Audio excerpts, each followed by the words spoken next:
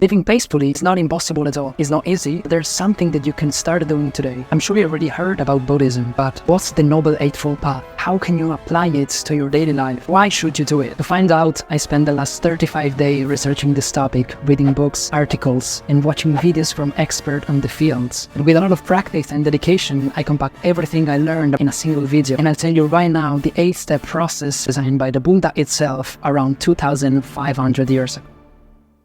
Part 1. Wisdom. If you think this word is about you, think again. Maybe you misunderstood something. This is the most important part of the journey since it gives purpose and direction. Step 1. Right understanding. Sammaditthi. Right understanding is seeing things for what they are, not what they look like. In order to do it, one should look at one thing and one situation. One must analyze the meaning of what is observing, understanding the Buddha teachings, and trying to put them in practice. Simple term, right mean avoiding that something with the seed of evil come into your brain. If you act and speak right, you will have good results. If you act and speak wrong, you will experience suffering. Deeper still, right understanding also means knowing the Four Noble Truths. This is the understanding that suffering exists, dukkha. There's a reason, samudaya, and this reason is desire. There's an end, nirodha, but more importantly, there's a path, magga, and this path is the Noble Eightfold Path. Right intention, samma sankappa. If a person speaks and acts with an impure mind, suffering will follow him like the wheel that follows the foot of the ox that pull the cart. If a man speaks or acts from a pure mind, happiness follow him like a shadow that never leaves. If you want to improve your conduct, you have to purify your thought, keeping positive intention in your daily life and applying a learning approach to your life. Does it make sense? Right thought means the avoidance of desire and ill to cultivate thought of renunciation, loving kindness and compassion. Basically, ill will cause bad actions. If we want to avoid bad action, we want to avoid ill will. Part 2. Virtue.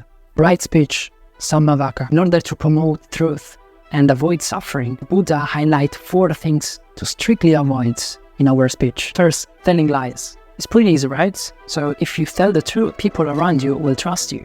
If you don't, that will become part of your personality. Tale-bearing. You don't want to talk to hurt other people's personality and reputation, and you just want to promote harmony and comprehension. Third, harsh speech. Also here, the concept is pretty easy. Harsh talk causes suffering and anger to other people.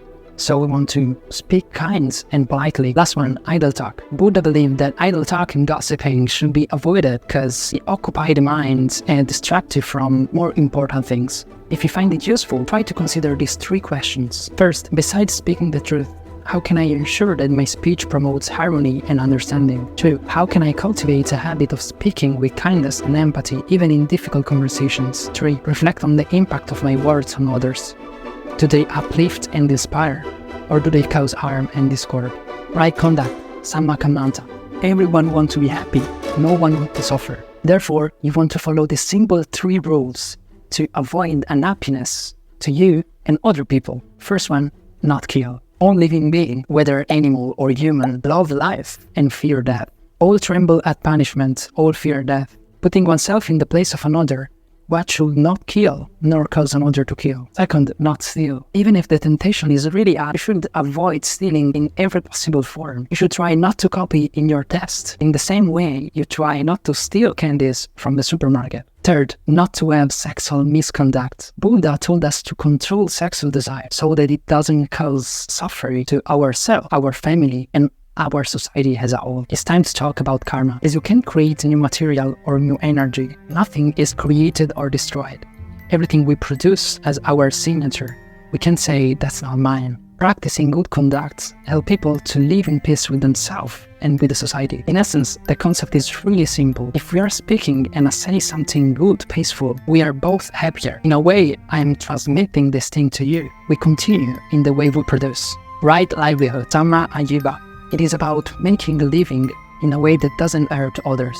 In particular, there are 5 jobs that the Buddha thought were a good way for making a living. Working with deadly weapons, animal for slaughter, slavery, intoxicants, since drugs and drinks make it hard to think clearly. And finally, poison, for the same reason. Part 3, concentration. Right effort. Sometimes doing the right things it's hard. The idea is that people must control and grow their minds in order to find happiness and enlightenment. If you want to succeed in your exam, you have to be excited about it. You have to put a lot of effort in order to do it properly. No matter how great Buddha's teaching were and still are, if you don't put a lot of effort trying to apply them, you won't get the results that you desire. And that concept applies to basically everything in our life. There are 4 types of effort to be developed. Stop the arising of unwholesome thoughts, such as the desire for the property of others.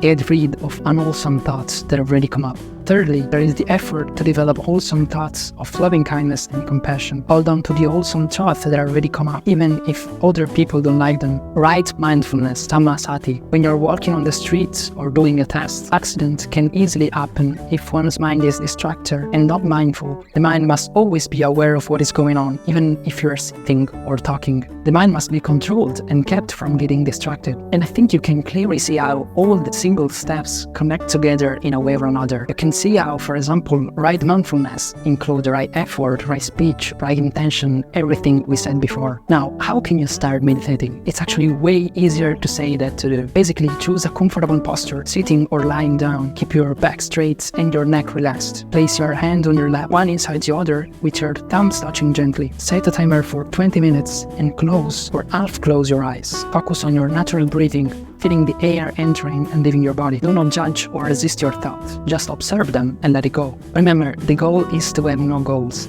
Just be present and observe what is. For a few minutes, you just have to calm your mind. This is the samatha phase. When you feel more relaxed and more present, shift your attention to your thoughts and feeling and enter in the vipassana phase. Here you want to go a little bit deeper and observe what's going on inside of you. If you feel pain on your leg, try not to move it. Try to observe it and understand what is going on. When precisely are you feeling the pain? What is connected? When does it come from? You will observe how everything arrives, reach a peak of intensity, and at some time it starts decrease gently. Finally, when the timer goes off, do not open your eyes right away. And if you think that you don't have 20 minutes to insert this simple practice into your day, there's a quote that I particularly like. If you can find 20 minutes in your day to meditate, then do it.